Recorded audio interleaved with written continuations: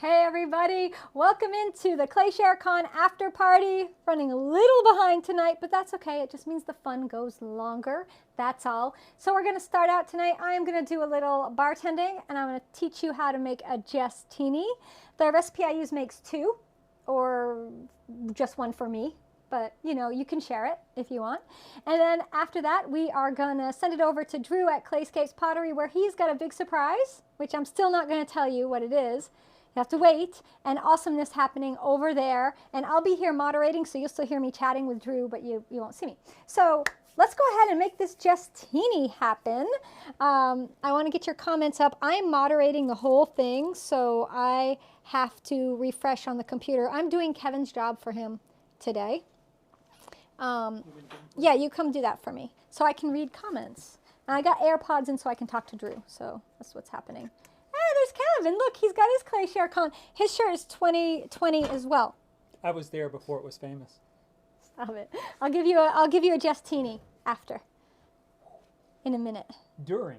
Right now, as soon as you get the comments up so I can see everybody, so that I can know. So our ingredients are going to be some vodka. I have got some Smuggler's Notch Distillery vodka because it's made in Vermont. You know how I am about that. I got some triple sec. This just happens to be Allen's triple sec. I don't know if that's a good brand. It's just what the liquor store here sells. So that's what I got. And then Ocean Spray cranberry juice. Don't buy that generic stuff. Get the good stuff for mixing drinks. Give your kids the generic. You know what? I can do this because they don't have multicam running. So I don't have to worry about rolling cameras for them. I don't know what to tell I'll do you. this job for you. He's hired. He was, and then I've got a couple little differences from regular Cosmos. The Jesstini uses sweetened lime juice, not regular. So we got some Rose's sweetened lime juice. And then what makes it the Jesstini, makes it so special, is grenadine.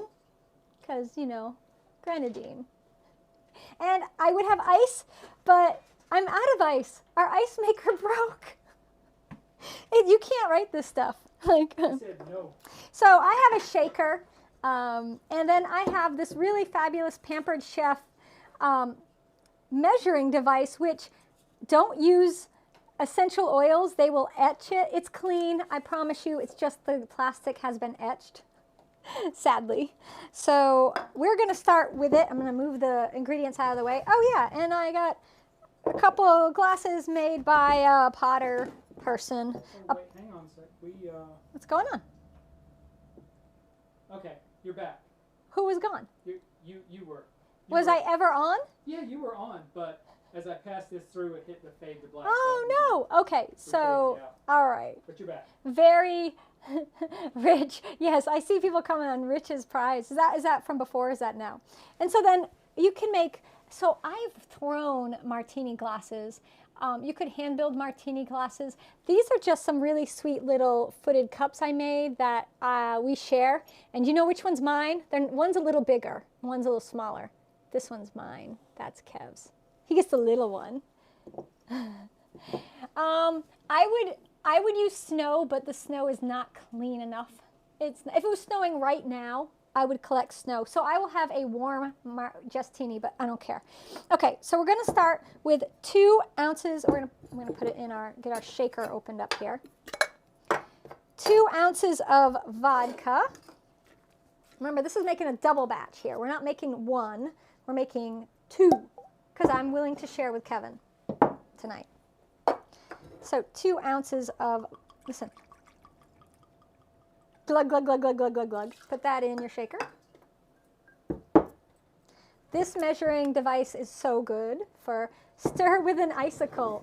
Yeah, but that would be from my roof. 1/2 ounce triple sec.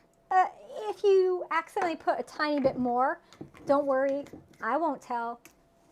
Nobody needs to know. Now we go with our cranberry juice. We're going to do 1 ounce. 1 ounce of cranberry juice.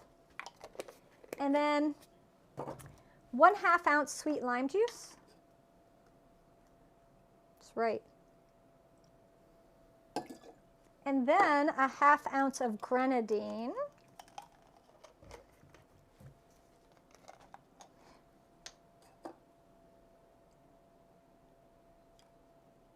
And then we pour that in our shaker. Kevin should be carving ice. That would be nice if we could have some ice. Warm is good. It's better than not, right? How to make these cups? Wheel thrown little pedestal cups, goblets. They're mini goblets. Go do my wheel throwing a goblet class. Just make them tiny. Just make them tiny. That's all. All right, and then usually have ice, and we shake it. We don't have ice, but look how pretty it is. It's a pretty pink color. Ooh, I guess I should give Kev some.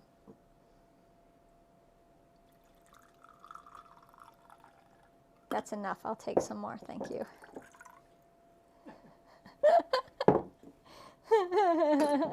All right, so here it is, the Jesstini. There you can see it in there. You can see it in there. I'm going to take a sip. See how it is? Nice. Even without the ice, it's good. All right, so we're going to toss this over to Drew, and he is going to take it away. I don't know what Drew is going to do, but, you know, we're going to find out. All right, Drew, here you go. Take it. Take it. Am I on the internet? You're on. Are you on the internet? How's it going, everybody?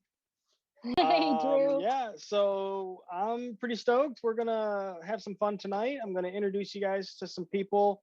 For those of you that don't know me, my name is Andrew or Drew, and I work at Clayscapes Pottery. And so we, work together with Jess, and we do a lot of good things and have a lot of good deals. So, we have fun. So today, I'm going to introduce you to everybody that works here at Clayscapes. We're a family-owned business, and you're gonna. I'm getting the thing from Jess. Oh, no, I'm fine. Okay. Kevin is going to put it on picture-in-picture, and I want to sit down. I don't want to stand all night because I've been. Well, I was throwing, but I'd like to sit now. Yes, and, you deserve it. I deserve a break today. Yeah. I need a Kit Kat to go along with my Jesstini. So. So I'm going to introduce you guys to some people that you may not necessarily get to see if you were to come into Clayscapes, some behind the scenes folks, or not, not right out front. We also have the folks in the store and things like that. So we're just gonna go out and do that. So I'm gonna flip my screen around. Dun, dun, dun, dun, flip. This is the office, and we're gonna go out. I've got my trusty extension sponge, and we're gonna go meet the crew. And this is everybody. Say hi, everybody. Hi, everybody. Hi, everybody. So this is the crew, and we're gonna start over here because this is where it all started.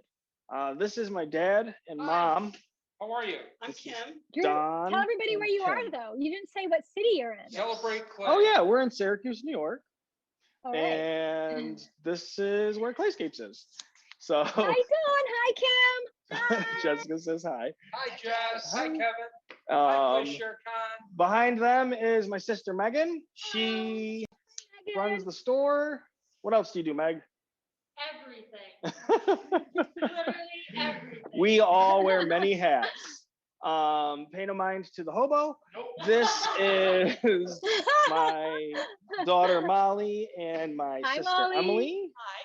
Hi, Emily just started working here recently this year. Yeah, in January I moved from corporate to Clay. So she corporate is to from corporate to Clay, yes. So she's doing a lot of the behind the scenes stuff. We also have dogs. This is Abby. Yeah, say hi. Abby, excited. and then Gabe over there, and then Pepper, who my wife is holding. This is Melinda. Hi. Hello. I'm not in Clay. I'm a nurse. And Pepper. And then behind Pepper, we have these three musketeers. We've got Jamie, Zach, and Dylan. Hello. What do you guys do? I do all the things. Literally everything on social media. I handle all of our things in the studio, so kilns, glazes, all the things in the studio. And I'm the one that's packing every single one of your Clayshare orders. Yay! Yay, Jamie! She's So, gonna be and a what about you guys? busy girl. My name's Zach, and I make all the glaze for Clayscapes. And I help organize and manage the warehouse. Hi, I'm Dylan. Recently started just before Emily, and I help Zach do everything in the warehouse. All things glaze and warehouse. Welcome to the Clayscapes Yes, family. this is the Clayscapes family. And we have some filmception going on. So I'm going to tell you guys what we're going to be doing today. Hold on, I got to flip my camera around. Just there we go.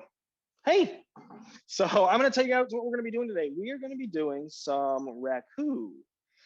And the first thing we're going to do is we're going to go glaze a few pots. I'm going to set wait, the I don't think tripod everybody up. caught that. Drew is doing Raku. This is a Raku firing. This is Yeah.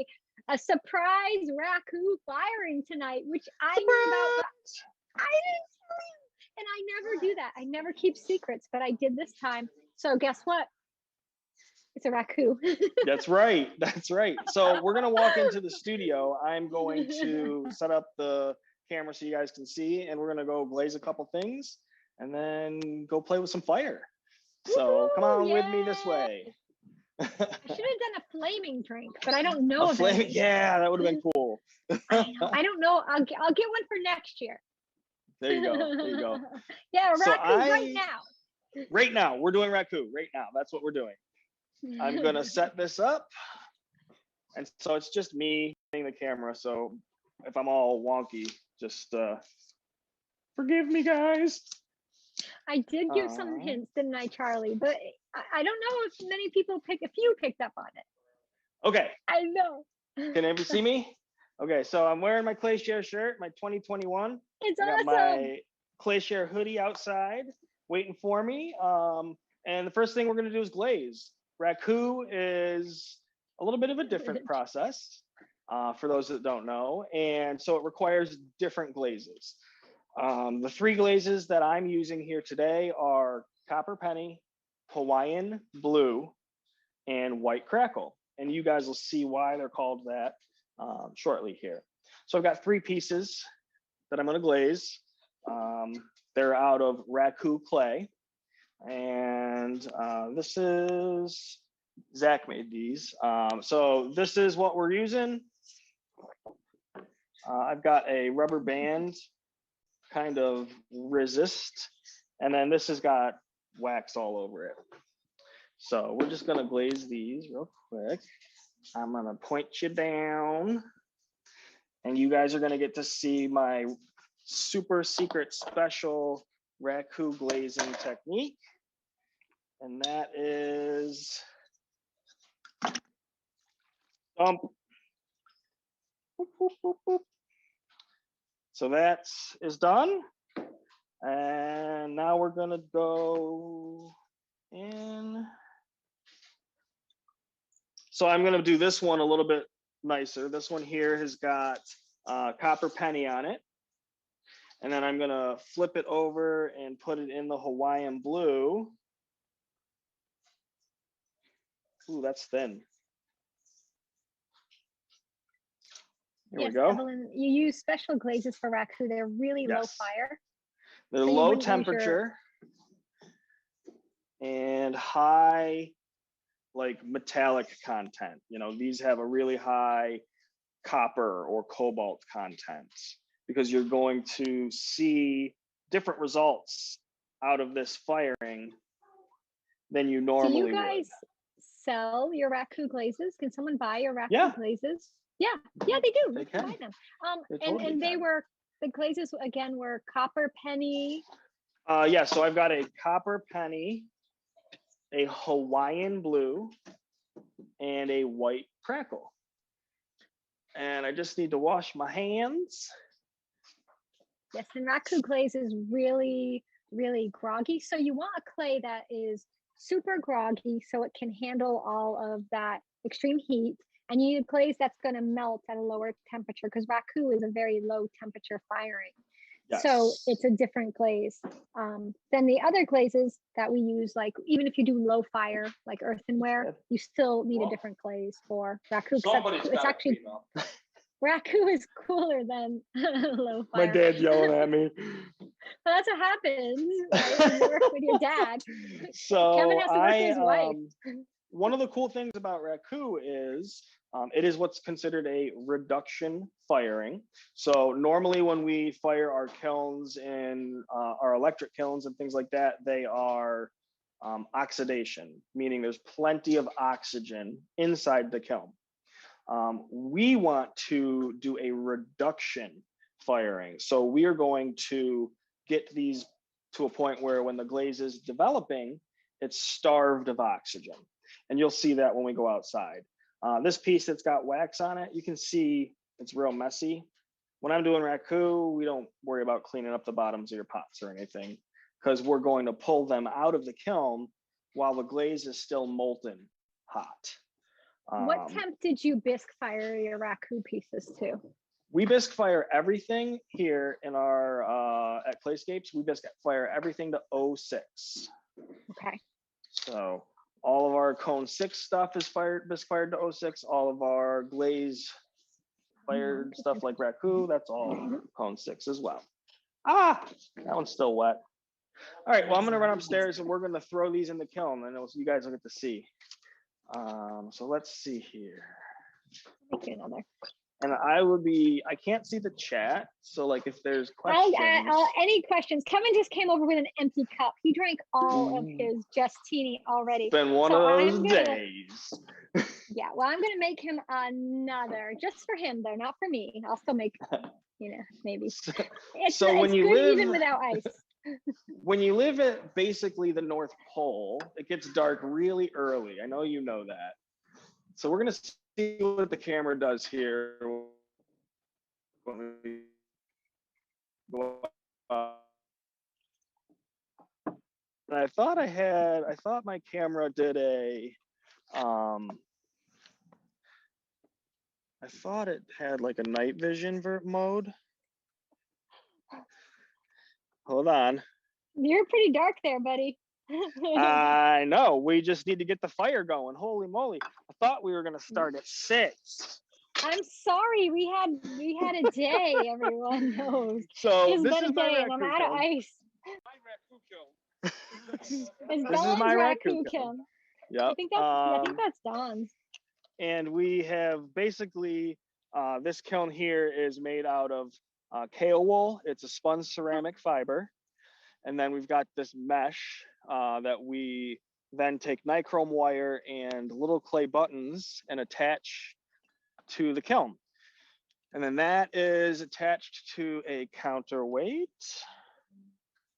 so that when we close the kiln, there it goes. And then there's the pots inside that you can't see. Does somebody want to turn the propane tanks on? And I'll light it up for you guys. And then we can, if anybody has questions about Raku, I can answer them, or we could go inside and look at different things and have fun. So here we go. Are we okay? We're good. Okay. So I lit it. The drink's ready. So that is the Raku kiln. And what's going to happen is in like 20 minutes, 30 minutes, we're going to open that kiln and pull molten hot pottery out and put it in garbage cans full of hay. We've got a couple questions. So people want to know if the outside temperature affects the Raku firing. Like, if you're firing an electric kiln outside and it's too cold, it could be an issue. Is it an issue for the Raku firing? It is not. And so what I like to tell people, and bear with me while I mess with my tripod, guys. Let's see.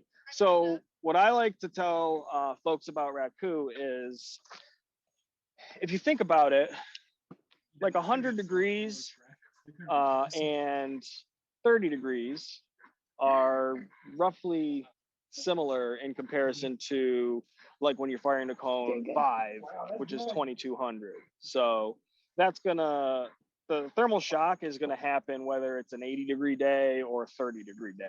And so, you know, that clay is really designed to handle it and stand up to it. So My face is under the Facebook Live emblems, Rachel says. So I don't know if you need to move my face. And people want to know if you'll show the showroom gallery. I think while the thing's heating up, while the kiln's heating up, are you gonna go inside? Well, so I can, yes, I will go inside and I'll show you the while the kiln's heating up, I can show you the store. The But store. the gallery is no more. Yeah, the galleries, it's been replaced by the store, but you still have some pieces there. We've got some things around, yeah. And you know, we'll go through the store. And the other cool thing is we'll be able to see inside the kiln in a little bit. And then that'll be fun. So Raku's my favorite. I love Raku. Yeah. So someone was asking, do you start with a cold kiln and then you put your pieces in and then it's hot? Can you use it again while it's hot and put new pieces in? Yes. So we do once a year, we will do a giant Raku party. We didn't do it last year because of COVID, but normally what happens is this is going to heat up and we're going to open it up. And then when we pull those things out, we could just load more pots in there, close it, fire it, and then the firing will take way less time. So usually the second and third firings take way less amount of time. So we have a couple questions. Sure. What temperature does the Raku kiln get to? It's going to be low fire, so 1800. Okay, similar so to 1800 06. degrees. So yeah, a little cooler than like if you do 04 low fire, it's just a little bit cooler. Yeah. And so there's a question about Raku being food safe. No. So here's the thing about Raku. Raku Not. is not food safe. It will not hold water. Those little cups that we have there, those are more like pencil holders or dried flowers. If I were to put water in one of those cups, it would probably drain out in a matter of minutes. Because it's very porous. So yeah. It's very porous. I mean, you could use it as a fruit bowl, and you could eat something dry out of it, but you can't put liquids in it. But you're not going to want to put like, I don't know, no food, zero food. And you guys, you guys will see why when it's finished and the pieces come out. We'll have really good examples and you'll know why. So okay, how much propane does each firing use? I really don't know. Okay. What's that? Yeah, you can turn it up. Go ahead. Yeah. Another question. Go ahead. Kevin's got another question from our other line. What was it? 2022. Oh, next year. Will the Raku party happen next year? And can people fire pieces for a fee for next year's Clayshare Con? Well. Oh man. So this is something Jessica and I have talked about before.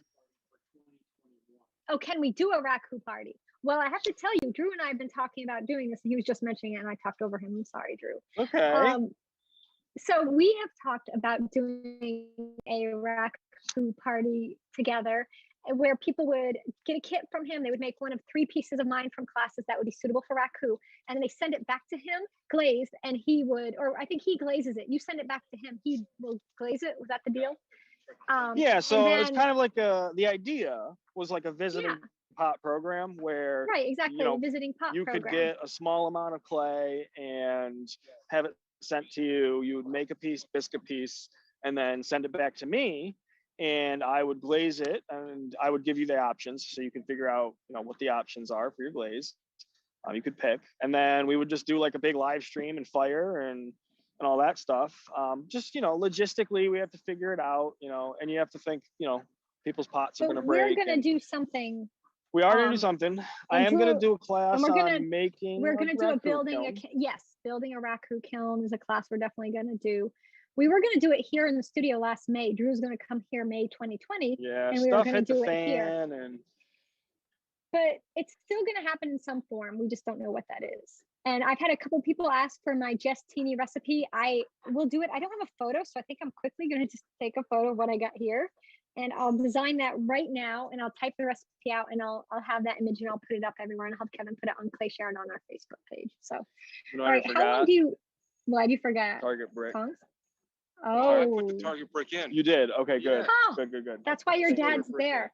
So Absolutely. there's a question: Yes. how long do you leave the pots in the raku for the firing? This will be done in about a half an hour. That's it. So, 30 minutes, folks. 30 minutes. It's Yep. fast. And then it'll be fun, you know, so get a little darker around here. It is a full moon, and there's all these lights. There are lights in the parking lot here, so but there'll be more fire, don't worry. You want to take them downstairs and show them some of the shop? And I can if they like, if that's what folks want. I will I think people want to see it. Some I'll were watch this. You got a asking walkie? why there's no more gallery. I don't know I if have a walkie. Okay, I'll you want watch to this. explain why there's no more gallery. Sure. I'll let you know when it starts. All right, you guys want to I see like me, or do you watching want to fire, see though. my journey? I mean, I would rather be there drinking my Jestinis right around the Raku kiln, I but know. It's nice and warm right I would. here. We could all be sitting around there. We would have some lawn chairs and. You know, this Um, is Syracuse. This is Syracuse, New York. So, I mean, even Yeah. though it is what, 35, 40 degrees, I'm in 40 is t-shirt. nice. Yeah. I would take So- 40. All right. So let's see. We're gonna go. So we're gonna go All on right, a little go. trip. And here we go. So how much, Drew, are the Raku kilns and equipment? So when the idea is that when we make the Raku kiln class, I will have a kit available so that you can make your own. I do not make Raku kilns anymore. So, Is let's that take a one left there turn. yours? The one Yes. you're using there is your own Yes. one. So we just came down my loading dock. This is the warehouse. If you ever order clay or anything like that from Clayscapes, this is where it lives. That's the boring, dirty side. And then we'll walk back through the studio, and I'll show you where the Such a- gallery used to be. So we got some good questions, like how do you know when it reaches temp? But I think you'll get to that when you go back out, right? Ooh, yes, I will. Oh, I Okay, just and then- saw. Evelyn has one. If you build a kiln, are they legal in residential areas? I don't know. Well, I'm you have to look in sure- your, check I'm your sure it town, your zoning. depends on your zoning, Yeah, it's and local whether- zoning. whether or not you like tell them. Does Clayscape Right, you ship know, to you could- Australia? I Yes, they ship do. wherever you Anywhere. want. And I could use clean snow in my teeny, but I don't know. I would have to go up the hill in the woods in the dark to find some clean snow. Clean snow? Okay, so Oh, I'm all right now. this, People are excited for the Raku class. so if we work, this is the office. This is If we where we work. work. You always work. Yes, I always work. My office is in there with my dad. My mom's office is there. Everybody else is out here. And then it used to be that this This was the gallery. And we would have about, let me flip you around. I'm all red. I'm not gonna flip around. We would have about we would probably have about 8 gallery openings a year. And we would have a rotation of different work and sales and all that kind of stuff. Uh-oh. Pieces are starting to bubble up a little bit. Uh-oh. See? What's It's the quick. matter? It happens quick. It is happens done. quick. It's ready now. Thank you. It's not Oh ready, my but there's goodness. like phases of the firing that you need to see. There's phases of the firing, and one of them's happening. So anyways, this used to be the gallery, but then COVID happened, and we had to, nobody's coming out to participate in social gallery events. So we had to really adapt, and we really hit the online market a lot better. And believe it or not, our website is much better than it used to be. I can attest to that. It's much better. We needed Much some better. place to put all the stuff. We didn't have a store like this, you know, and so we decided that the gallery had to wait, and we opened the store so we could have more in stock. So, you know, everything over there is cone 6, and everything in the back is low fire, and we can, you know, depending on how tired people are of hearing me talk, we can come back in here later on. These are like the Clayscapes. We can go back in, glazes. don't worry. Yeah, so we're gonna We're run not tired, around. is that what you said? No, I'm not tired. All right, so we got to run back up the dock. So we I are love at, some Raku people at just night. got here, so I'm going to catch them up. We're at Clayscapes Pottery in Syracuse, New York. We are doing a Raku firing, and Drew is inside the building now. He's going to be heading outside so that he can show you what's happening in the Raku takeoff. kiln. Vroom. And I'm just being goofy because I'm a goofy kind of guy. How it So happens. here we go. So we're gonna fire. Look at that thing. So you can see the heat rising from the top, from the bottom, because I'm an idiot. Rising up from the bottom to the top, as heat does, as Yes. it rises. So those pots that we looked at before, if you look at them again now, and I don't know how to zoom, but they're starting to bubble up. The glaze on the pot is bubbling. Okay. You can take me out of the picture, Kev, so everybody can see. They don't need to see me. Let's just do me talking. Take me out of picture. Can you hear me? Yeah, take that off. Yeah. There, thank you. We just want to see the pots. We don't need to see me. I'm not doing anything interesting. Trying to get you guys a real good picture of it. So this is It looks about, oh, I would say 1,000. Much more than 1,000. So yeah, these are the pots, and they're cooking in their little incubator. He's gonna turn it up. Woo, do we get fire coming out the top? We do. All right, I love it.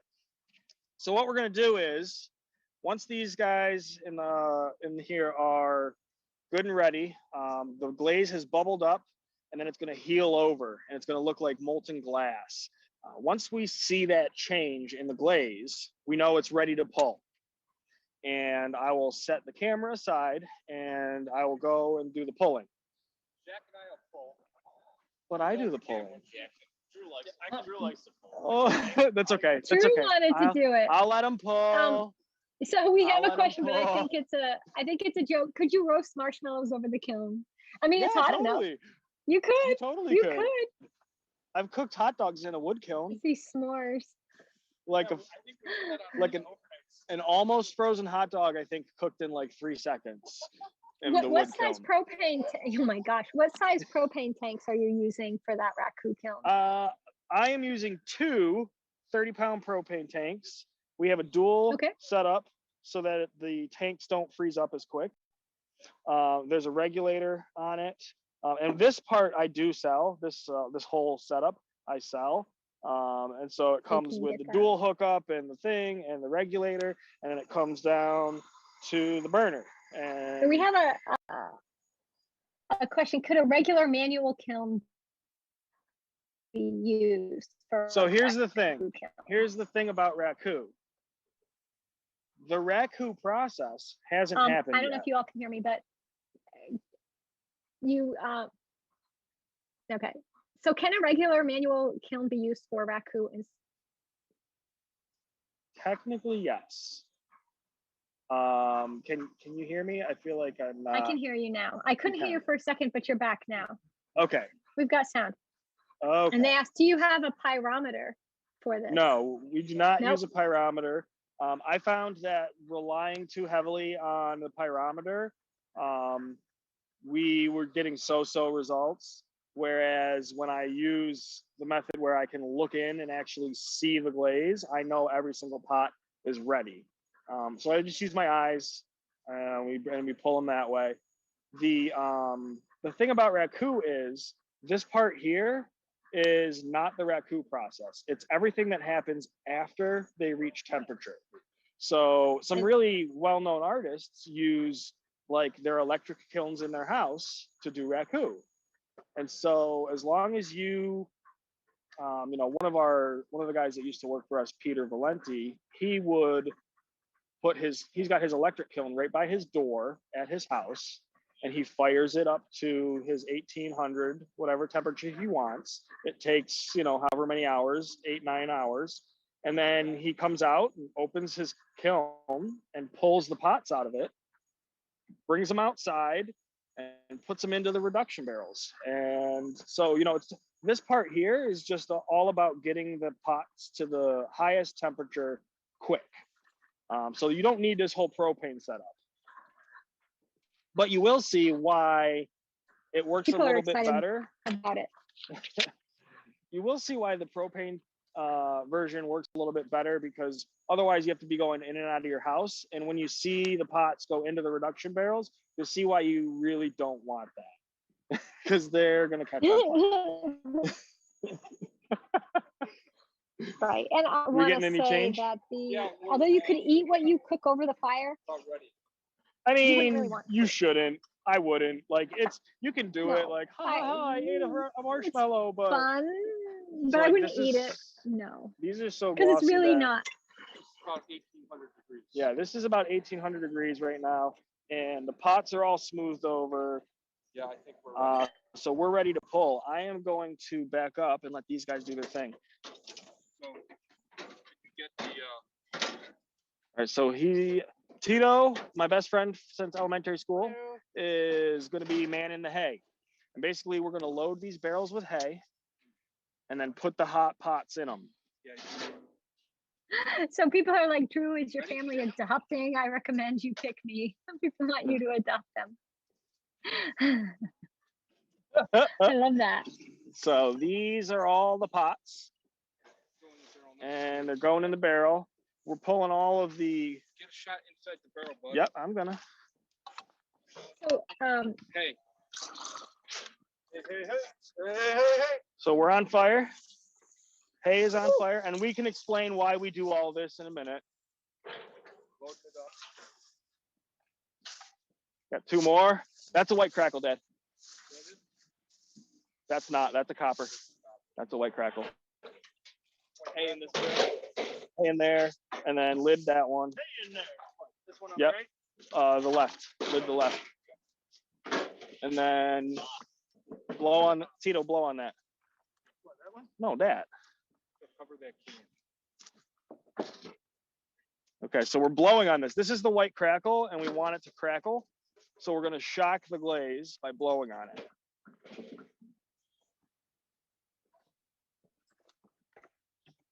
Don't pass out. Cool. Do you hear it cracking or no? Yeah, a little bit. A little bit. Oh, Kevin has never seen Raku before, ever. This is first for Kevin. So look at this. He's never. These kiln shelves. These kiln shelves are just. This is what they look like in your kiln, right? Like they get so hot that they radiate. They glow. So we're gonna cover those up. We're gonna move the hay out of the way so it doesn't catch on fire. We're gonna burp it. Burp it away from you, towards me. Yeah. Does the length of the firing affect the end result at all for the Raku process? It does not. Everything we do up until this point here, where we get them in the barrels, it's all about just getting them to the maximum temperature. And so, you know, that's it, right? Once they reach that 1800 degrees where the glaze matures, they go into the reduction barrels. And what that does is your glaze is at its maximum temperature.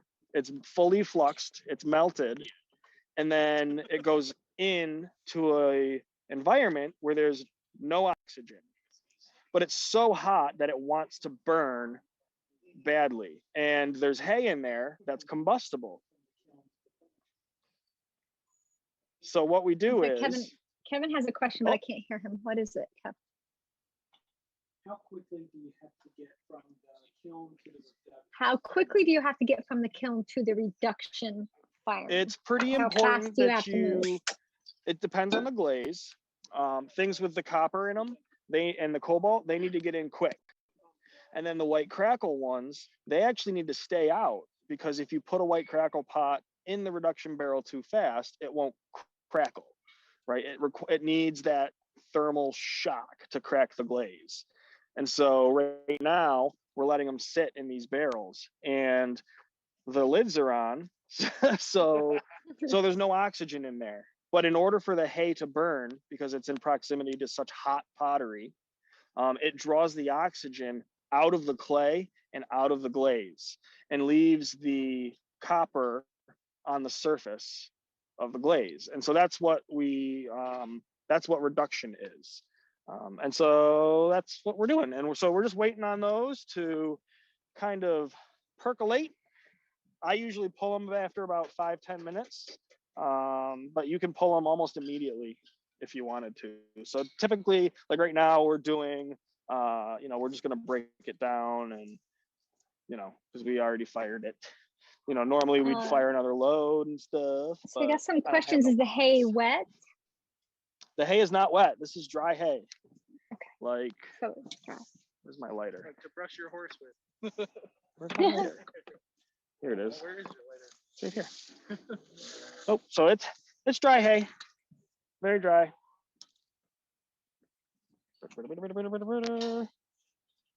Boom.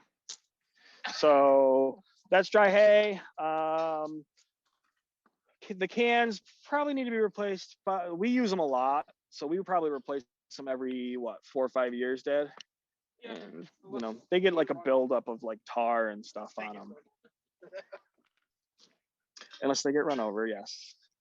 Does it get run over? Does that happen? Yeah, it has happened. Well, so what happens is before we leave tonight, we have to put all this stuff away, right? So we'll break down the shelves and brick.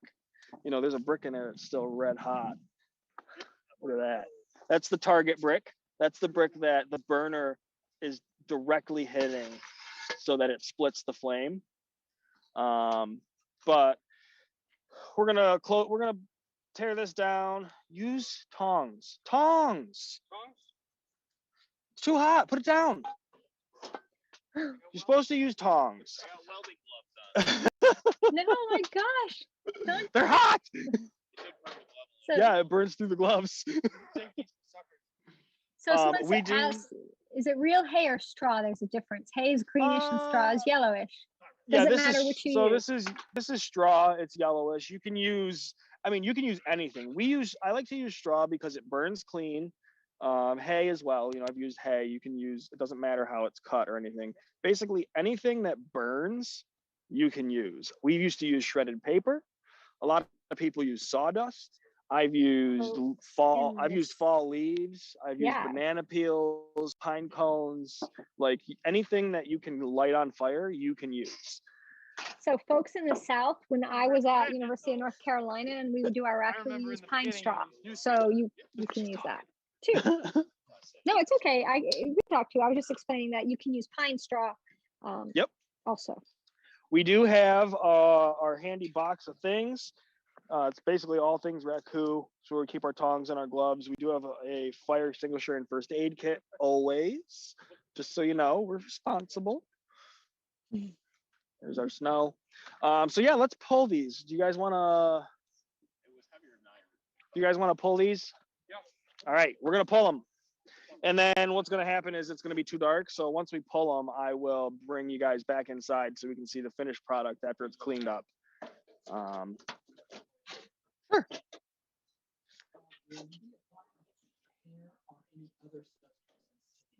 No, so we are not doing like a horsehair firing or a terra sigillata or a naked Raku. There's a lot that you can do, but we will not be doing any of that.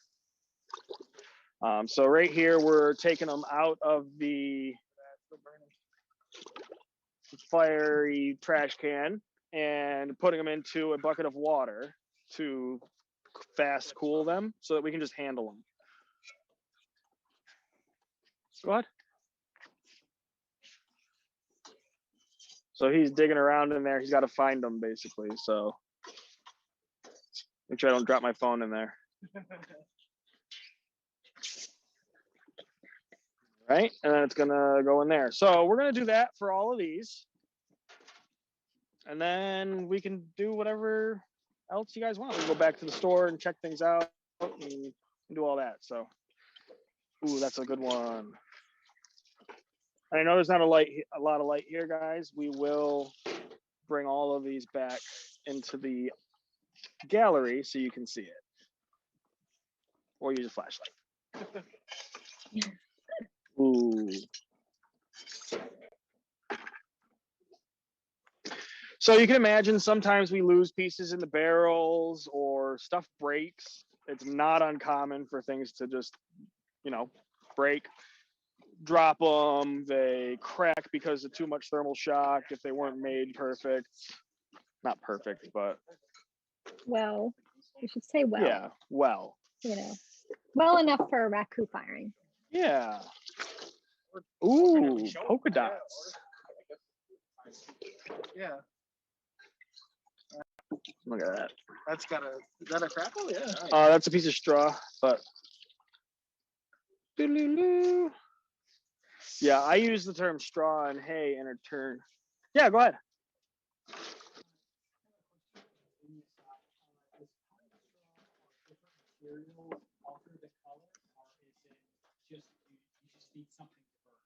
It's probably not going to alter the color. I mean, organic materials will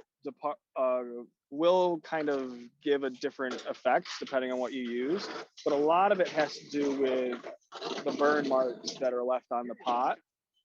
And so oh, sorry, I got smoke in my eyes. Like straw leaves some lines.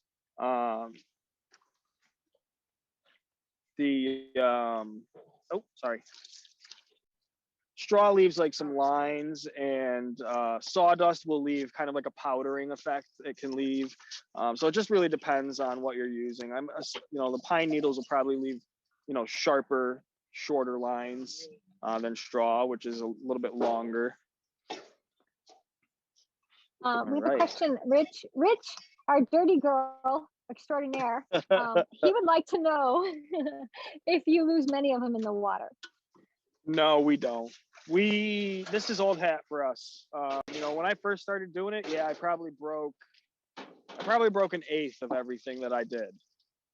But now, we'd probably be we'd be hard pressed if we broke something. I think, did we break? There was one. We had one. So out of what, 10, we broke one.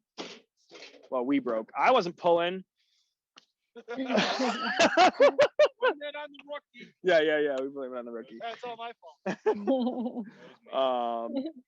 So what I'm gonna do is I'm gonna go down back to the gallery and let these guys clean it up, and then I'd let them do the cleanup too. I'd be out. Right. Clean that up. And then we'll come back in the studio once they've got them down in the studio, and we'll scrub them down and we'll see what kind of results we get. Okay. So we're going this way.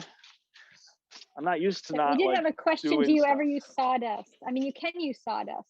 Yes, so you can use sawdust. Sawdust is pretty popular. I don't like to use sawdust. I don't like it because sawdust is, what's the word? Combustible. So there's flammable and there's combustible.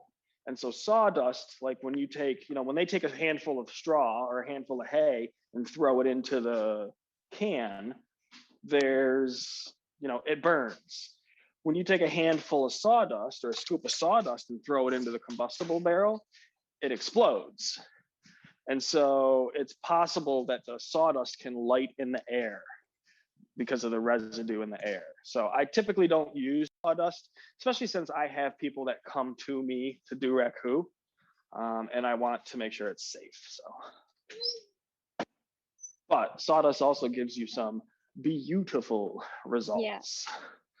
I'm going to flip the camera for a minute just to kind of see you guys. Flip. Hey, there we are. Whew. So I'm back in the, I still call it the gallery. I'm back in the store. It's going to take a while I can show you. So to get used to calling it the gallery. And I don't know whose this is, but this is an example of white crackle.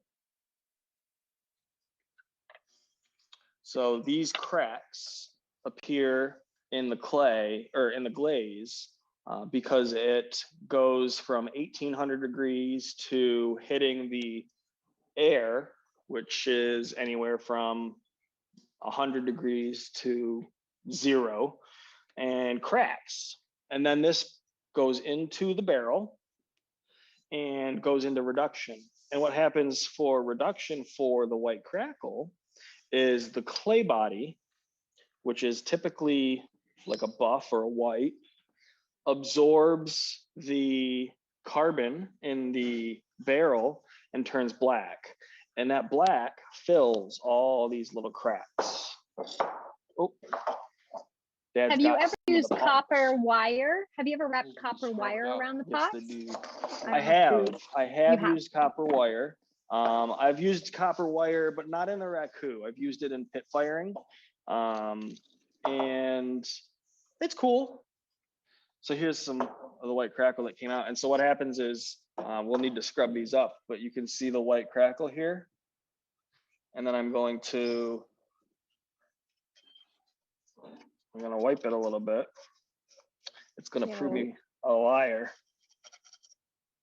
All right, Dad's going to get a sponge, but you can see the difference between this and this. You see how bright the white is? So that's the difference. This has got a lot of micro cracks. Oh, here we go. Here, this one will do it. Here's another white crackle, which I kind of like it with the residue on it, but the residue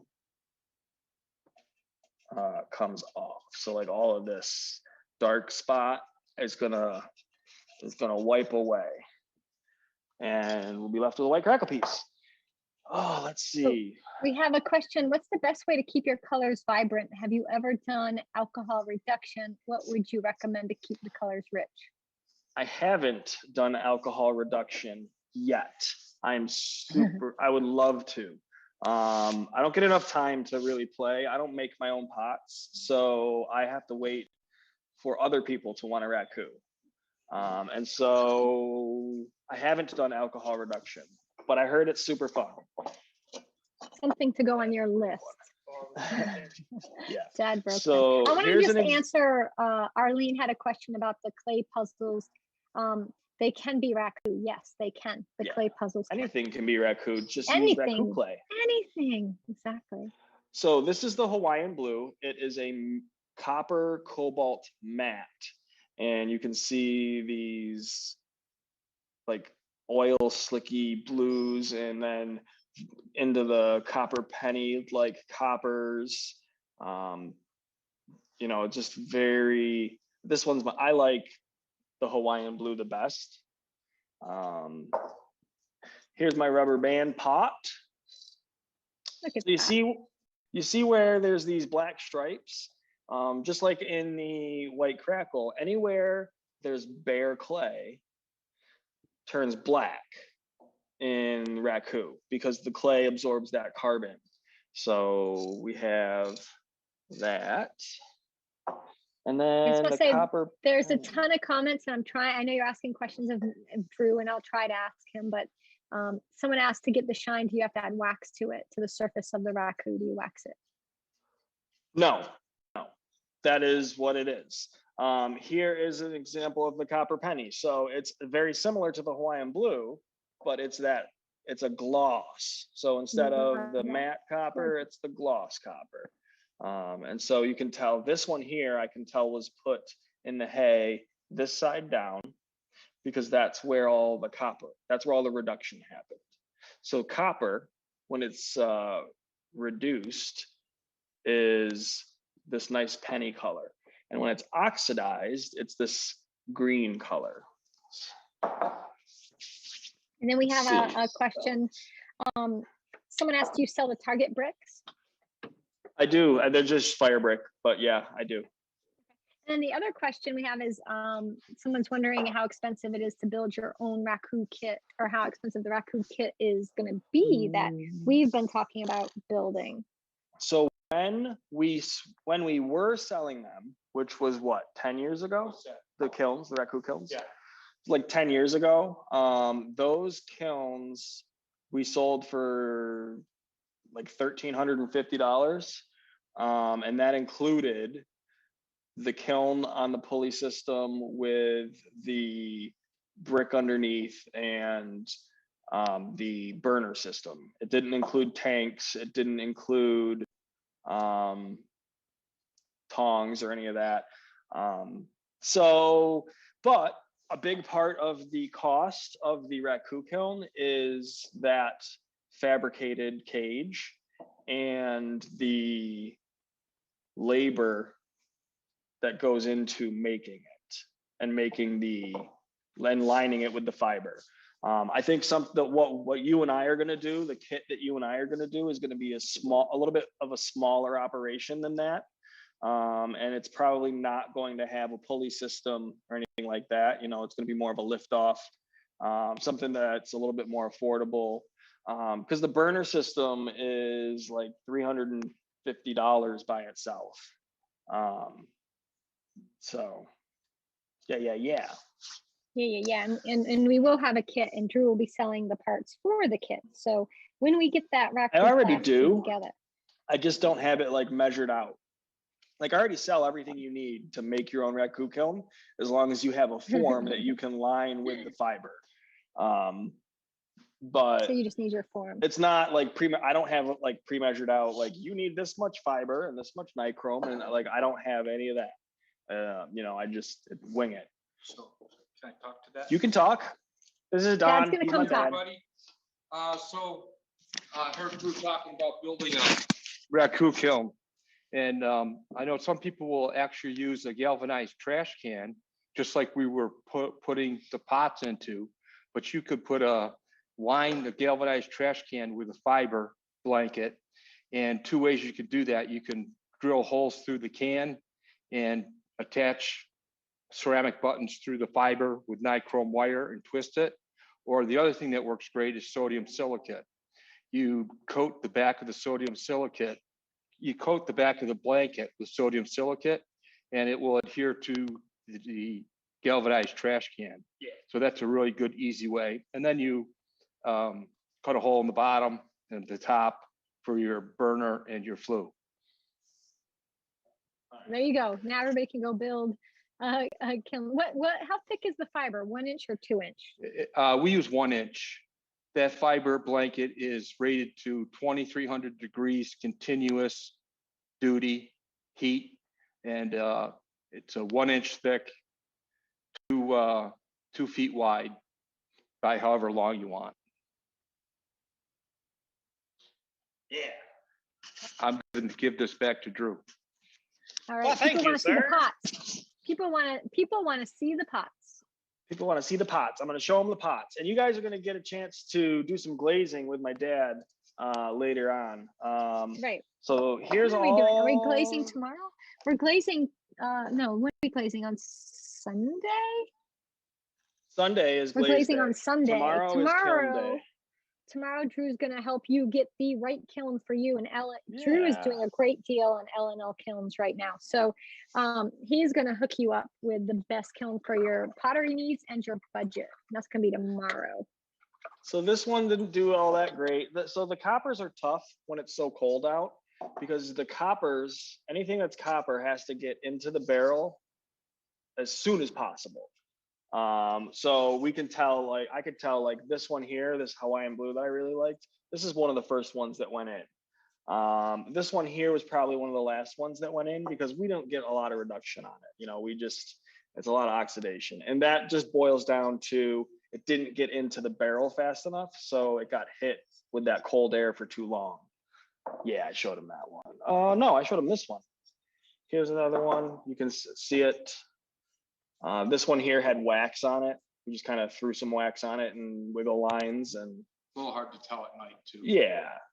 So we'll do that. Beautiful. Great carbon. Yeah, I like this one. So the cool thing with Raku that you can do, and white crackle is especially good with this, but this one here, you can, again, anywhere where there's bare clay, this is just clay and it just turns black.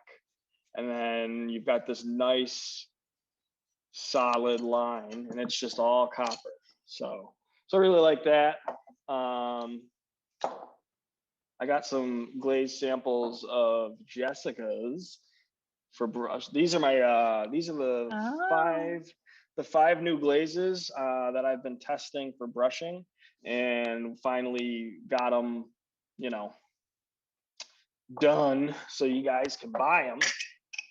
Here's the Oribe and the cranberry. So those were brushed on. These Look were how all good the brushed, coverage is. They are Here's so the even. cobblestone. So I'm just gonna say the cobblestone goes really, really glossy for Drew and their kilns when they fire it. When I fire my cobblestone, it's a much more satin finish. Yes, this was very thick. Yours. So this is the reason this is so thick is because these were all test pieces. I did 3 heavy coats on all of them. And so like the lake blue even went like way There's thick. 3 heavy You can coats. that's 3 heavy coats, yeah. It looks pretty good though. And so pretty that happened. The spearmint, which is again not quite like, this is very glossy. I think for the spearmint, if I pulled this up to like the other spearmint stuff that I have of yours, it's not quite this what's the word I'm looking for? Fat. Yeah. It's a fat glaze, right? Like, so it's really nice and the cranberry looks amazing. Yes, the cranberry, I'm so again, happy. You know, that's a glaze. I just want to let everybody know that the cranberry glaze, if it goes thin, it goes like a white. It doesn't really. Yeah, you can see inside a little bit. So inside, I went a little thinner. Yeah, you need to. So you can really see it. So 3 good coats on the this outside. is 3 heavy coats. 3 heavy coats. It's got a dry in between each coat. Great. And when I do when I do my glazing and I lay my glaze on, again, I really lay down a really heavy coat. So for brushing. And the Oribe is gorgeous. And Oribe is amazing. Yes, and look at where it pooled at the bottom. I know, it's so yummy. The red Oribe. So what you fired a cone 5 or 6, Drew? I did a Oribe on on brown clay. Brown clay. Oh, you did it on a brown yes. clay. Yeah, when you put my Oribe on a brown clay. Yeah. Oh, he's gonna go get it. He's gonna go get it. Everybody, you guys, when you put it on a dark clay, it's a different glaze. Bring the it's stuff just too. like my chun on a dark clay. It's a different glaze. Yeah. And the Oribe on a dark clay, did you just break it? Yes. No, Dad just fell, or he tripped on something. Okay? Yeah, he's okay. But look at this. Look at it. So I'm stupid here. Here it is. So it's got like this blue, like on the red clay. It's got this. Yeah. This hint of blue. It has like a blue sheen to it, and it goes much deeper and much darker. So I really like that. Like a deep forest green when you put it. So it goes from a bright grass green on light clays to a deep dark forest green. I mean, if I look at this, if I look red and brown clays. What is that clay? Is that Laguna 90? What is that? 80? That is 75. Is it 75? I've never used the 75. All new brushes. Nice. So yeah, that's that's that. I can show you. I know a lot of you guys. I've done these kind of lives before, and they kind of follow a similar thing. So if you guys everybody want wants to see the. I've got the new dust collector thing. Ooh. So Charlotte was asking, what is that? That's the my Oribe on a dark clay. Is that green? Yes. We were talking about that. That's what that one was. And I see Charlotte Casanova says she wants to add to her order. She just played. Yeah, it looks almost metallic green on the dark clay. The really Oribe cool. It's got that blue. It's a translucent clay. So what happens is you're getting all these layers and the light's refracting all the way down to the clay body. So it's very deep. It's a deep clay. Some deep glaze. Some glazes are very flat. This one is very deep depth, and so you get a lot of a lot of things happening in there. It's pretty awesome.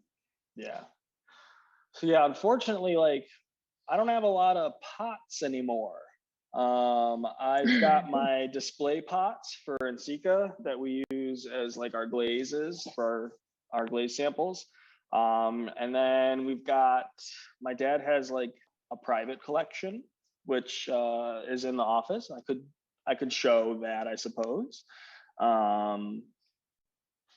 We could take a walk around the store. It's totally up to you guys. Bring some pots out. Yeah. Let me see what the let's see what the audience wants. Uh-oh. Ooh, okay. So is it in mom's the red bowl? Which red bowl? Yes, I'm going to answer Mike. big Mike, red the bowl orbe will show from- detail really nicely. Yeah. I do a lot of hand carved pottery, and my orbe will fill in beautifully. Like you still see everything, and the orbe highlights it. It's one of my favorite glazes to use for carved texture. It's a perfect translucent glaze. Like the orbe is amazing for texture. So if you want a green for texture, now I've never done a textured dark clay with my orbe, so you'll have to do a test with that. Well, Drew, do a test with the dark clay with texture on the. Since I'm having surgery in 6 days. I don't do pottery. You know. I mean, I suppose I could do it. Like I could do a test. I could do a textured test tile. People want to see the pot. You to see the pots. They want you to take a stroll and show them pots. You're still here? I thought you went home with mommy. What? So you missed it. I didn't even know you were here. Drew, can you hold up the light and dark clay pieces with the orbe on them together so people can see them next to each other? Sure. Can you go get me that other one? Oh, yeah. Oh, they're like taking them away. Molly, come here, please. All the pots. Let's see all the pots, everybody. You want to see them next to each other? So Daryl put the orbe on a chattered bowl. That was a big 11-inch bowl, and it was awesome. So look at them together. Look at the difference. This is one clay, and the clay body can make all the difference. So if you're the kind of person that wants less glazes, but you love different clays, you could just get yourself 3 or 4 glazes you love, or maybe 5 or 6, but it's hard to limit yourself. But your different clays can make all the difference, and you just have that one glaze. Sure. The orbe is just beautiful. So someone was asking why the pots don't stick together when you put them in the can, since the glaze is molten. Back when you're doing Raku firing. They cool off so quickly. Like before, so it's molten, and then by the time it gets to the can, it's already hard. Usually. So can you refire the orbe to cone 6? You can. Oh, can you fire? Yes, the orbe can go to cone 6. Yes, that's what these were fired to. Those were fired to cone 6. So I'll tell you all, I have taken my orbe to a hot 7. There's a lid on that. But it runs a bit when you get up that hot. But if you're going to do it, test it. And then, this is a Raku Rhino. Oh, I love the Raku Rhino. Oh, that's awesome. And he can see inside of. Do you have a sample of the brushed on chun available right there? And when will the brush-ons be available for sale? People want to be able to get their brush. I do not have a brush on chun available. There's not a brush on chun. Well, I have but your they chun, will, like your the piece, dip. but yeah. Yeah. They're available. We're making them now. Yeah. You can order them now. The reason that you can't have them now is because these new ones, some of them require to be sieved, and the sieves take 6 weeks to come in, and so that will be like end of March. So you will be able to take these home end of March. Any of the winners, we'll be getting them. We'll be shipping out winners next week. I've got 10 sieves, and they're gonna go to one to each of the winners. But the rest of the sieves, like the cranberry, if you want to bring me the cranberry from over there.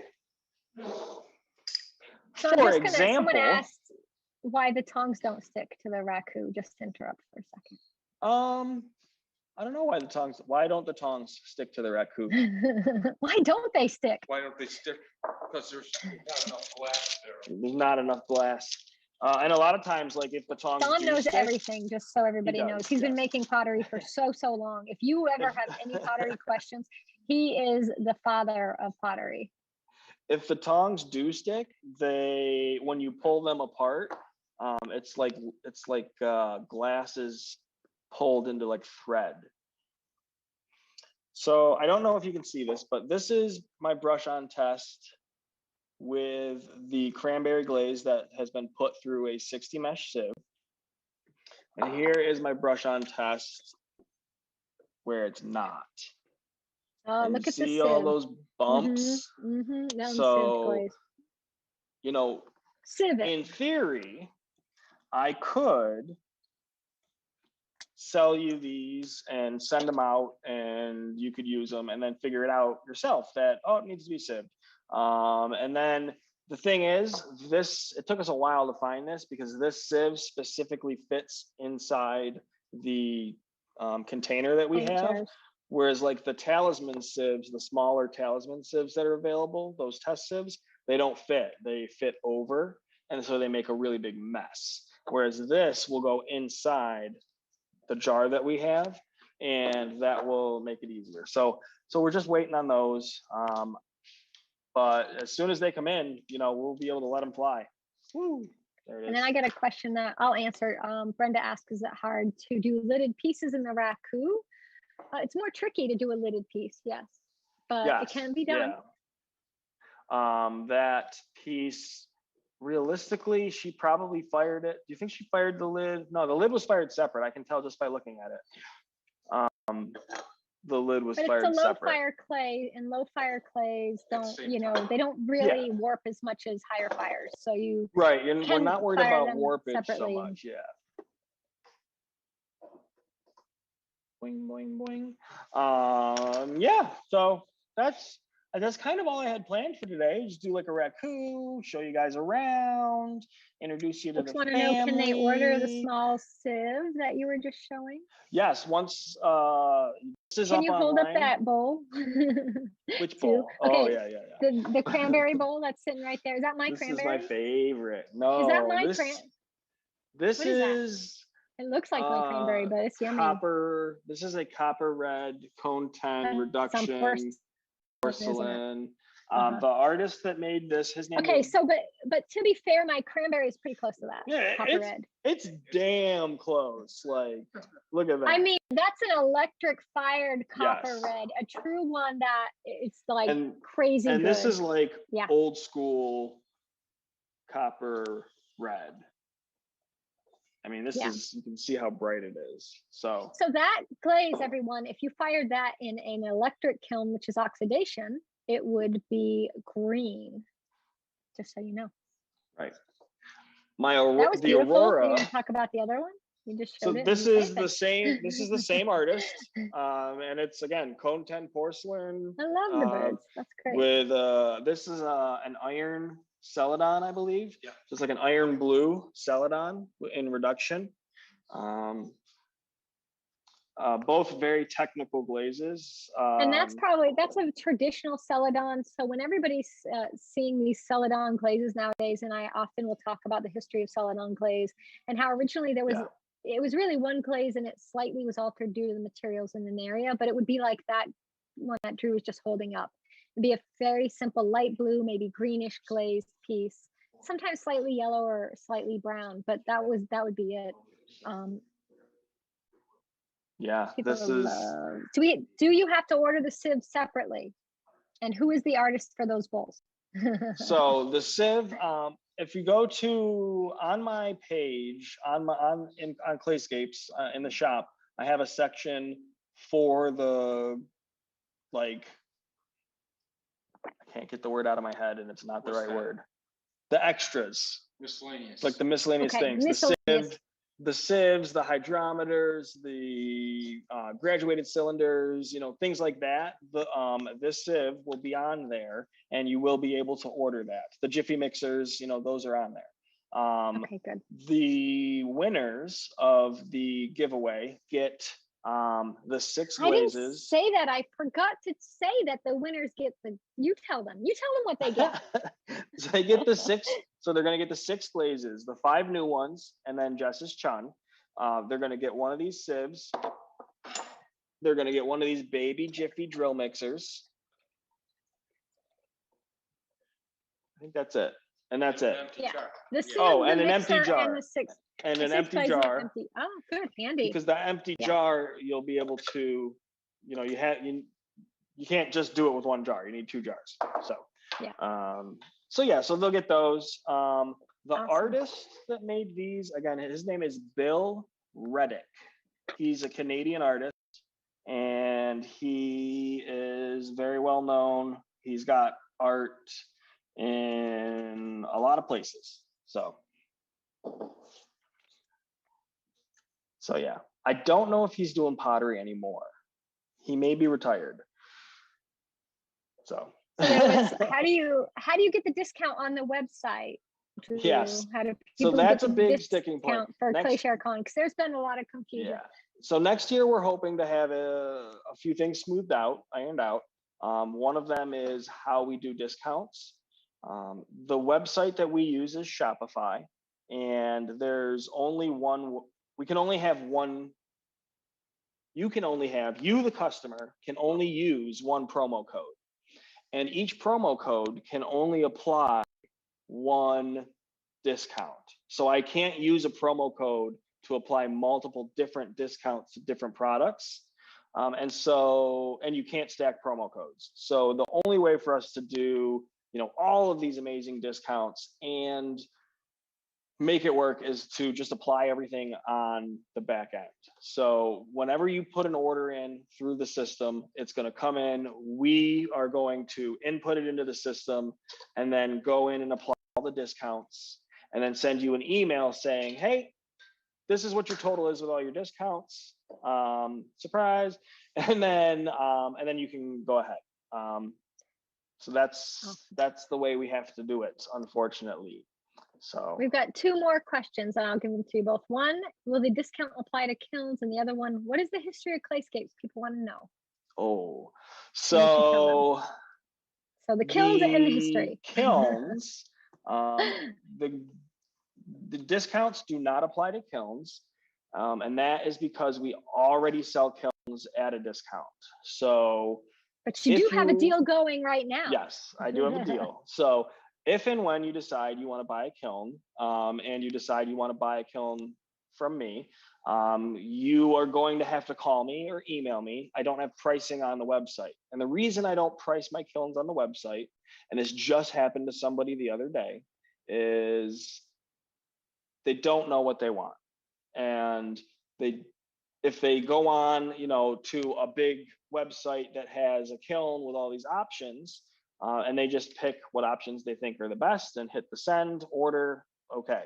But then if you come to me and she says, oh, I got this kiln with all these options, I can tell her, well, you don't need those options because they are for something that you're not doing. They're excessive. You don't need them. The kiln will do what you want without all these extra options. So you have to talk to me or my dad about kilns if you want to buy one. So the deal that we are running, though, is in addition to the 25% discount that you would normally get on kilns, you are also going to get a free Genesis controller if you buy a kiln and a furniture kit, or a kiln and event. So the upgrade to the Genesis is $175. We will waive that for you if you buy a kiln and a furniture kit or event. The history of Clayscapes goes back many a millennia. Oh no, dear Dad. No, my dad. So back in college, my dad, I think that's when it is, right? College. Was this a senior project or junior? So as a junior in college, my dad had a art show, and he was making these clay landscapes and pit firing them. Yeah. And so this is this is the Clayscapes. The first one. The very first one. It's pit fired, just raw clay. This comes out. It's sawdust fire. Just very landscapey, earthy. So that's where the name came from. And my dad, got out of college, got married, had kids, worked in corporate, selling furniture, that kind of thing to, pay the bills, and throwing pots on weekends and, in his basement studio. And then we moved to Syracuse from Ohio, and my mom was working a job in health insurance, and my sisters and I were in school. So my dad, where did you go? Worked at a grocery warehouse for traffic. He was in charge of all the trucks and the shipping, and he would be the traffic manager for this huge grocery warehouse. And then he decided he was gonna go legit, and he quit his job and said, "I'm gonna make pots for a living." And so after doing weekends of the white tent festivals, and he would have work in galleries, and he would do commissions. Like the city of Ogdensburg commissioned him to make mugs with their logo on it, right? And you made 1,000. the first time? No, 500. 500 the first time? 500 the second. So he made 1,000 mugs for them. And then they sold them at cost, which was whatever. Like they were like, "Oh, we need to make these memorable mugs," and instead of using it, whatever, they sold them at cost. So he went from that to full-time potter, and eventually it got to the point where he was making a lot of work, and the local clay distributor, which was Miller Clay, got bought by Laguna. And the business was going downhill pretty quick. People were ticked. A lot of not great stuff was happening. People were getting mad. So Laguna was getting ready to liquidate and liquidate in New York. They're basically the branch that we're at. And so my dad said, "Hey, I'll put a business plan together and buy the distributorship off of you." And so he bought the distributorship 2 years later, and we've rebuilt it from the ground up to what it is today. And that was Awesome. what, 17 years ago? 17 years ago? 17 plus. Yeah. I've been here like 14 years. It feels old just saying it. I've been here 14 years. So right. we have such a great story. I always love that. I always love to hear everybody's story, because it's never like, "Oh, I just decided to do this." And there's a story. Everyone has one. Absolutely. There's all sorts of ups and downs in there, and there's a lot. It's a lot. Yeah. Everybody has. It's 17 years worth of story. 17 years ago. All right. So yeah. So there was a question about pit firing. Would you use a special clay like a Raku clay, or any low fire clay if you did pit you need firing? that. I mean, you could use any low fire clay. I think this was like a homemade clay. But 50% fire clay, 50% grog. That's it. Fire clay and grog. Take a bag of take a bag of Hawthorne Bond and a bag of grog. Yeah, Hawthorne Bond fire clay. And hit them with a hose, grog. And there you go. And yep, that's right. Put it in a I can't think of what, a galvanized tub, and stamp on it for a little while, and you'll have. So there's questions coming in, a lot of them. If you're not getting answers, if you have Clayscapes questions, please email Clayscapes and ask them. If you have questions for me, you can reach out to me. I'll be back tomorrow. Drew's going to be back tomorrow. Yes. I'm going to be back tomorrow at noon. We're going to talk about how to decide what kind of kiln you want to get. Yeah. I just got Jessica. I just got the go ahead, literally like at 4:30, that the 14S's I got to go ahead to order. The 14S. I don't. The thing is, the 14S is such a great kiln. You don't need one. I don't. Stop it. So some people buy jewelry, some people buy fancy clothes or cars and go on vacation. What do I buy? Kilns. Kilns and pottery equipment. I buy kilns.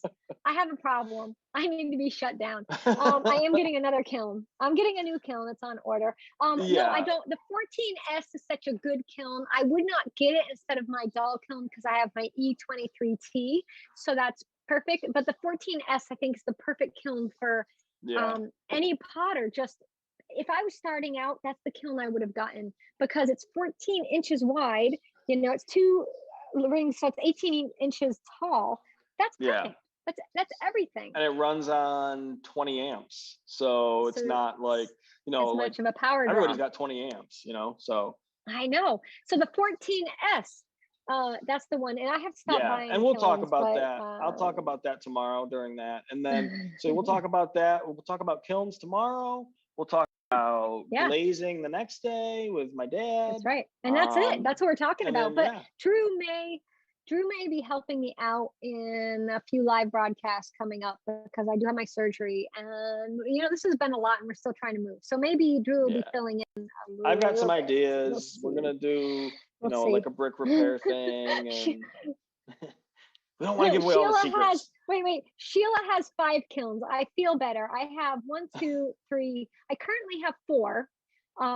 But when we move, my gas kiln is staying here and I'll be selling my gas kiln in the house. How many do you have plugged in and using? I'm only using 2 right now. And when the new kiln comes, I'll be using 3. But honestly, most people just need a kiln. You only really need a kiln, but I do this full time as a job. So it's a different situation, of course. And same with people who run clay centers and stuff. It's different, but you know, everybody only needs 1 kiln. The key is to find the right kiln for you. So that's right. That's where I come in. I'll help you out. That's right. That's right. So do you do a wheel kiln starter package like Bailey does? We don't. I like to be really upfront with my prices. And so no hidden costs. Like when you start packaging things together, you can like play with the numbers a little bit. And so the way we do things, you know, everything is its own thing and it's got its own price, and that price is as low as I can go. You know, we still make a little bit of money, you know, but like on kilns, I'm not making a killing on kilns. You know, we don't, it's not like they're marked up. It's a very competitive market, kilns and wheels. And so you know, you're going to get a good deal because everybody is competing with some really solid prices. And you know, it's just about what you're going to do. And we'll talk about it a little tomorrow and about the difference between buying local and buying online and things like that. And so we don't do free freight. You know, very rarely will we do like a shipping promotion where we will pay the shipping. But free freight's one of my biggest pet peeves. It's hard because to do free freight, you have to increase your prices because you have to. Well, the thing is, there's no such thing as free freight. And so that's why I don't do free freight promos, because I don't like to pad that into the price. Because if I'm going to do free freight and I'm going to add $300 to the price of a kiln, somebody is going to pay too much and somebody is not going to pay enough. And so we just do it the way it is. That's the way it is. Yeah. So we got one thing I just want to, so we were talking about pit firing. Joan has just shared that she uses Coleman porcelain, which is a cone 10 clay, to pit fire with and never had a problem. So there you go. So, and Jennifer Lara bought her kiln from you. She has a twin of mine. We are twinsies. She does. There's a bunch she of us got that have the same the kiln that you were supposed to get. She got mine. But then I think it took longer for you to have space for it, so we wound up getting you another one. So she really has your twin kiln. She's got my kiln. Jennifer, you should know you have my kiln, just so you know. That's mine. Tradesies. I have yours. The kiln they made for me, you have. The kiln they made for you, I have. That's how that worked out. I love your kiln. If It's great. I hope you're enjoying mine. You want to come borrow it sometime, let me know. And Kathleen has my kiln, and Tracy has my kiln, Yes, they and do. Jennifer says she feels special. I love it. It's the E23T is a fabulous kiln. It's great. Yep. I love it. I love it. It's like, for me, it's the perfect size, just all around kiln. It's really good. But I do a lot more pottery than most, like, a lot more pieces. So I think we're wrapping up tonight. It's getting late. It's almost 8 o'clock. We are going to stop. Kevin and I have been working since about Yeah, you 7 a.m. guys need to go. So it's been a long relax. day, and we've got tomorrow and then Saturday still. I mean, tomorrow is Saturday and Sunday And too. Sunday. So I think if we're ready, we'll toss it back to me. Thank you so much, Drew and Yeah. Dawn and everybody at Clayscapes for a wonderful after party. Thank you. We're so thrilled, and we can't wait to see your, what's the best kiln for you tomorrow? I think we all kind of feel that way. All potters are sort of pyromaniacs. So I think Kev's going to pull it back to me. All right. All right, everybody. Thank you for a wonderful day on ClayShareCon. Day 3 is wrapping up. We had a great time with this after party. We made Jesstini's. I will put the recipe up now. I'll go inside and I will log in and I will put that recipe up for you guys to get. So that'll happen in just a minute. And then we had a great Raku firing and Clayscapes tour and everything, and chat with Drew and Dawn. Thank you so much, everyone. This has been so good. I'm actually working while this is happening. I'm glazing pieces for the ombre glazing with Mako stroke and coats because I got to get the pieces fired in the kiln tonight. So I'm working now, but I will put this all in the kiln and be firing that, and I'll share it all with you soon. So you all have a great night, and I will see you bright and early tomorrow morning, well, 10 o'clock, for a great start to glazing. So we're going to talk about prepping your bisqueware in the morning. So I'll see you all then. Have a